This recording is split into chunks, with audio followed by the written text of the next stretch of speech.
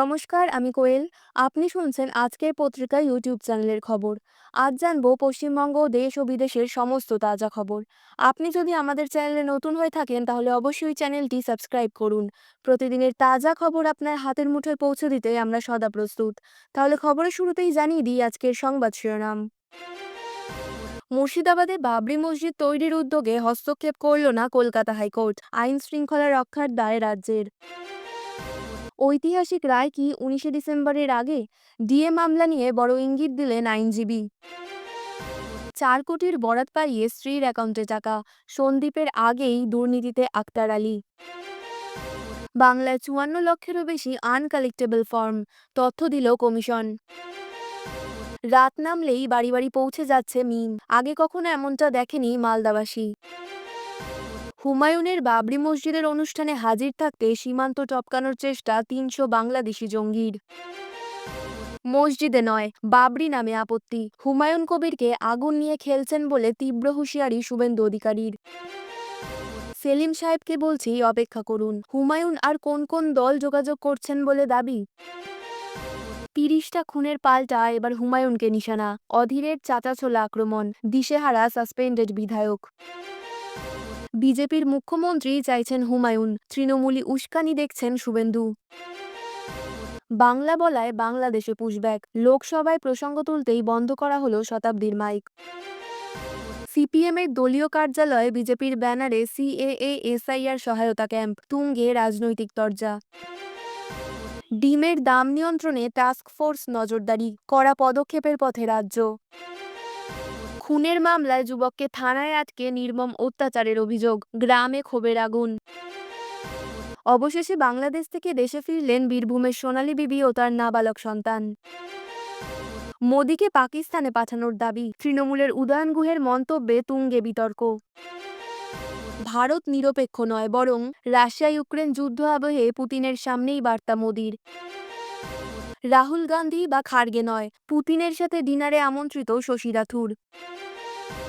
মাদক পাচারকারী জাহাজে ফের হামলা মার্কিন সেনার, প্রশান্ত মহাসাগরে মৃত অন্তত 4 জঙ্গি। শরীরে সংক্রমণ বাড়ছে খালেদার, পিছিয়ে গেল লন্ডনে চিকিৎসার সময়সূচি, কেন? শ্রীনিকেতন কাঁপছে, আপনার জেলায় কত ডিগ্রি নামবে? জানুন সর্বশেষ আবহাওয়ার পূর্বাভাস। এতক্ষণ শুনছিলেন সংবাদ শিরোনাম, এবার জানাবো বিস্তারিত খবর। মুর্শিদাবাদের বেলডাঙায় অযোধ্যার বাবরি মসজিদের আদলে যে মসজিদ তৈরির ঘোষণা করেছেন সাসপেন্ডেড তৃণমূল বিধায়ক হুমায়ুন কবির, তাতে হস্তক্ষেপ করল না কলকাতা হাইকোর্ট। আগামীকাল 6ই ডিসেম্বর মূল বাবরি মসজিদের ধ্বংসের বার্ষিকীতেই এই মসজিদের ভিত্তিপ্রস্তর স্থাপনের কথা রয়েছে। তার ঠিক আগেই আদালতের এই পর্যবেক্ষণ।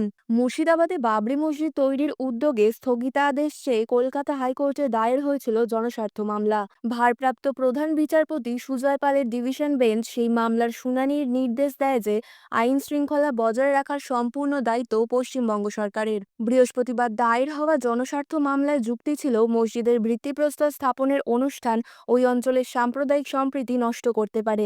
আবেদনকারী হুমায়ুন কবিরের উস্কানিমূলক মন্তব্যের বিরুদ্ধে তাৎক্ষণিক ব্যবস্থারও আর্জি জানান, যা কথিতভাবে সম্প্রীতি বিঘ্নিত করেছে। পিটিশনে উল্লেখ করা হয়েছে, মুর্শিদাবাদের বেলডাঙায় 1 নম্বর ব্লকের বাবরি মসজিদের ভিত্তিপ্রস্তর স্থাপন বন্ধ করতে এবং আইন শৃঙ্খলা বজায় রাখতে এই রিট পিটিশন দাখিল করা হয়েছে। বিধায়ক একটি সম্প্রদায়ের বিরুদ্ধে অশ্লীল, অবমাননাকর ও বিদ্বেষমূলক মন্তব্য করেছেন, যা জনশান্তি ভঙ্গ করেছে। একজন বিধায়ক হয়ে সোশ্যাল মিডিয়া এবং ইউটিউব নিউজ পোর্টালে এ ধরনের মন্তব্য ও বিদ্বেষমূলক বক্তৃতা আমাদের রাজ্য এবং দেশের সাম্প্রদায়িক সম্প্রীতি বিনষ্ট করতে পারে। দলের অভ্যন্তরীণ বিষয়সহ নানা বিতর্কিত মন্তব্যের জন্য অতীতেও শিরোনামে ছিলেন কবির। সাম্প্রদায়িক রাজনীতিতে লিপ্ত থাকার অভিযোগে বৃহস্পতিবার তৃণমূল কংগ্রেস তাকে সাসপেন্ড করে। এরপরই হুমায়ুন জানান, তিনি বিধায়ক পদ থেকে ইস্তফা দিয়ে চলতি মাসের 22 তারিখ নিজের নতুন দল গঠন করবেন। নভেম্বর পেরিয়ে ডিসেম্বর, বকেয়া মহার্ঘ ভাতার রায়দান কবে হবে সেই অপেক্ষায় প্রহর গুনছে রাজ্যের সরকারি কর্মচারীরা। চলতি বছরের 8ই সেপ্টেম্বর সুপ্রিম কোর্টে ডিএ মামলার শুনানি সম্পন্ন হলেও দীর্ঘ সময় ধরে রায় সংরক্ষিত থাকায় কর্মীদের উদ্বেগ বাড়ছে। তবে সম্প্রতি মামলাটির সঙ্গে যুক্ত বিশিষ্ট আইনজীবী প্রবীরবাবু এই বিলম্ব নিয়ে ইতিবাচক ইঙ্গিত দিয়েছেন। তিনি সরকারি কর্মীদের বিচার ব্যবস্থার উপর আস্থা রাখার পরামর্শ দিয়ে বলেন, রায়দানে দেরি হলেও নিরাশ হওয়ার কিছু নেই। আইনজীবী প্রবীরবাবুর মতে এই বিলম্বের পেছনে একটি ইতিবাচক দিক রয়েছে।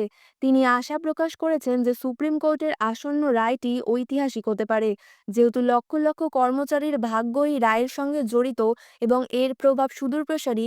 তাই বিচারপতিরা হয়তো এর প্রতিটি দিক গভীরভাবে খতিয়ে দেখছেন। তার ব্যক্তিগত মতানুসারে আগামী কয়েক সপ্তাহের মধ্যেই এই দীর্ঘ প্রতীক্ষার অবসান ঘটতে পারে। উল্লেখ্য, আগামী ৯ই ডিসেম্বর থেকে সুপ্রিম কোর্টে শীতকালীন ছুটি শুরু হচ্ছে। অনেকেই মনে করছেন ছুটির আগে এই মামলার রায় সামনে আসার জোরালো সম্ভাবনা রয়েছে। যদিও সুপ্রিম কোর্ট থেকে এখনো পর্যন্ত এই বিষয়ে কোনো আনুষ্ঠানিক ঘোষণা মেলেনি। বিচারপতি সঞ্জয় কারোল এবং বিচারপতি প্রশান্ত কুমার মিশ্রের বিশেষ বেঞ্চে ডিএ মামলার শুনানি সমাপ্ত হয়েছে এবং এই বেঞ্চেই মামলার রায় দান করবে। মুর্শিদাবাদের বেলডাঙায় বাবরি মসজিদের শিলান্যাস নিয়ে নতুন করে রাজনৈতিক উত্তেজনা তৈরি হয়েছে। নাম না করে সদ্য সাসপেন্ড হওয়া তৃণমূল বিধায়ক হুমায়ুন কবিরকে কড়া ভাষায় নিশানা করেছেন বিরোধী দলনেতা শুভেন্দু অধিকারী। শুভেন্দু অধিকারী শুক্রবার বলেন, যারা ইসলাম মানেন তারা মসজিদ বানাবে, হিন্দুরা মন্দির বানাবে, শিখরা গুরুদ্বারা বানাবে, এতে কোনো আপত্তি নেই, কিন্তু নামকরণে আমাদের আপত্তি আছে। তিনি আরও বলেন, মুঘল পাঠানরা ভারত দখল করতে এসেছিল, অত্যাচার চালিয়েছে, জোর করে ধর্ম পরিবর্তন করিয়েছে, মন্দির ভেঙেছে, মা বোনেদের ইজ্জত লুটেছে। বাবরি নামকরণে সমস্ত ভারতীয়দের আপত্তি রয়েছে, এটি সমর্থন করলে তারা আগুন নিয়ে খেলছে। সাসপেন্ড হওয়া সত্ত্বেও মিশন বাবরিতে অনড় হুমায়ুন কবির। তিনি সংবাদ সংস্থাকে জানিয়েছেন, শনিবার মুর্শিদাবাদের বেলডাঙায় দুপুর 12টা থেকে কোরআন পাঠ করা হবে। এরপর শিলান্যাস সম্পন্ন হবে। এই বিতর্কিত দিনে এবং বিতর্কিত নামে শিলান্যাস অনুষ্ঠানের জন্য পুলিশ অনুমতি দেবে বলেও মন্তব্য করেন শুভেন্দু অধিকারী। শুভেন্দু বলেন, পশ্চিমবঙ্গে হিন্দুদের বোকা বানানোর জন্য লোক দেখানোভাবে সদ্য সাসপেন্ড করা হয়েছে। আমরা যারা রাম ভক্ত, আমরা আগামীকাল শৌর্য দিবস পালন করব। আমি নিজে কলকাতায় এই অনুষ্ঠানে অংশগ্রহণ করব। অন্যদিকে এর আগে গতকালই তৃণমূলের সুপ্রিমো মমতা বন্দ্যোপাধ্যায় হুমায়ুন কবিরকে নাম না করে গাদ্দার মির্জাফর বলে আক্রমণ করেন। দলের আইন শৃঙ্খলা ভঙ্গের অভিযোগে হুমায়ুনকে সাসপেন্ড করা হয়েছে বলেও জানিয়েছেন তৃণমূলের পর্যবেক্ষক ফিরহাদ হাকিম। তিনি স্পষ্ট জানান, ধর্ম নিয়ে যারা রাজনীতি করে তাদের সঙ্গে দলের কোনো সম্পর্কই নেই। এই পরিস্থিতিতে আগামীকাল মুর্শিদাবাদে বাবরি মসজিদের শিলান্যাসকে কেন্দ্র করে ব্যাপক উত্তেজনা এবং রাজনৈতিক বিতর্ক তৈরি হওয়ার সম্ভাবনা রয়েছে। রাশিয়ার রাষ্ট্রপতি ভ্লাদিমির পুতিন 2 দিনের জন্য ভারত সফরে এসে বিশেষ সম্মান পান। মঙ্গলবার রাতে দিল্লি পৌঁছতেই প্রধানমন্ত্রী নরেন্দ্র মোদী তাকে ব্যক্তিগতভাবে স্বাগত জানান এবং নিজ গাড়িতে করে প্রধানমন্ত্রীর বাসভবনে নিয়ে যান। সেখানে প্রধানমন্ত্রী পুতিনের জন্য একান্ত নৈশভোজের আয়োজন করেন। বৃহস্পতিবার সকালে পুতিন রাজঘাটে মহাত্মা গান্ধীর স্মৃতিস্তম্ভে শ্রদ্ধা নিবেদন করেন। এরপর মোদি পুতিনের মধ্যে দ্বিপাক্ষিক বৈঠক অনুষ্ঠিত হয়, যেখানে প্রতিরক্ষা, বাণিজ্য ও প্রযুক্তি সহযোগিতা সহ একাধিক গুরুত্বপূর্ণ চুক্তি স্বাক্ষরিত হয়। বৃহস্পতিবার ভবনে পুতিনের সম্মানে নৈশভোজেরও আয়োজন করা হয়েছে, যেখানে বহু কেন্দ্রীয় মন্ত্রীকে আমন্ত্রণ জানানো হয়েছে। তবে সূত্রের দাবি, কংগ্রেসের 2 শীর্ষ নেতা রাহুল গান্ধী ও মল্লিকার্জুন খাড়গে আমন্ত্রণ পাননি, বরং বিদেশ বিষয়ক সংসদীয় স্থায়ী কমিটির সভাপতি হওয়ায় কংগ্রেস সাংসদ শশী থারুর আমন্ত্রিত অতিথিদের তালিকায় রয়েছেন। থারুর জানান, সরকারি আমন্ত্রণ পেলে যোগ দেওয়া তার দায়িত্ব, তবে তিনি মনে করেন গণতন্ত্রের প্রচলিত প্রোটোকল মানা উচিত এবং রাহুল গান্ধীকে আমন্ত্রণ জানালে আরও যথাযথ হতো। রাহুল গান্ধী অভিযোগ তুলেছেন যে বিদেশি নেতারা সাধারণত বিরোধী দলের প্রতিনিধিদের সঙ্গে দেখা করেন, এটি পূর্ববর্তী সরকারগুলোর সময়কার ঐতিহ্য, কিন্তু বর্তমান সরকার তা নিরুৎসাহিত করেছে। এর উত্তরে বিজেপি নেতা সম্মতি পাত্র বলেন, বিদেশি অতিথিরা কার সঙ্গে দেখা করবেন তা সম্পূর্ণ তাদের নিজস্ব সিদ্ধান্ত, সরকারের নয়।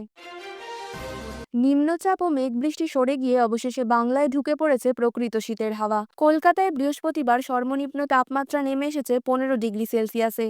এই মরশুমের এখনো পর্যন্ত সবচেয়ে কম। 2 দিন আগেও যেখানে পারদ ছিল প্রায় 20 ডিগ্রির কাছে, সেখানে উত্তর পশ্চিম দিকের ঠান্ডা বাতাসের দাপটে আজ ভোর থেকেই শীতের কামড় অনুভব করছে শহরবাসী। উত্তরবঙ্গেও শীতের দাপট বাড়ছে দ্রুত। দার্জিলিংয়ে তাপমাত্রা এক লাফে নেমে পৌঁছেছে 5 ডিগ্রিতে। আলিপুর আবহাওয়া দফতরের মতে আগামী 7 দিনে রাজ্যের আবহাওয়া থাকবে সম্পূর্ণ শুষ্ক, বৃষ্টির সম্ভাবনা নেই কোনো জেলায়। দক্ষিণবঙ্গের বেশ কয়েকটি জেলায় তাপমাত্রা আরও 1 থেকে 2 ডিগ্রি কমতে পারে। জেলা অনুযায়ী সকাল ও রাতের দিকে কুয়াশা দেখা যাবে। বিশেষত উপকূলবর্তী এলাকায় দৃশ্যমানতা নামতে পারে 900 থেকে 200 মিটারের মধ্যে। ফলে ডিসেম্বরের শুরুতেই শীত জমিয়ে বসবে পড়বে সব জেলাতেই। উত্তরবঙ্গে সমানভাবে সক্রিয় শীতের প্রভাব। মালদহে বৃহস্পতিবার তাপমাত্রা 17 ডিগ্রি। কোচবিহার, জলপাইগুড়ি ও আলিপুরদুয়ারেও আগামী কয়েকদিন কুয়াশার সম্ভাবনা প্রবল। আবহাওয়াবিদদের পূর্বাভাস, ভোর ও রাতের দিকে ঠান্ডা আরও তীব্র হবে। অর্থাৎ নভেম্বরের শেষ সপ্তাহেই শ্রীনিকেতন থেকে কলকাতা পুরো বাংলা প্রস্তুত থাক শীতের দাপট উপভোগের জন্য।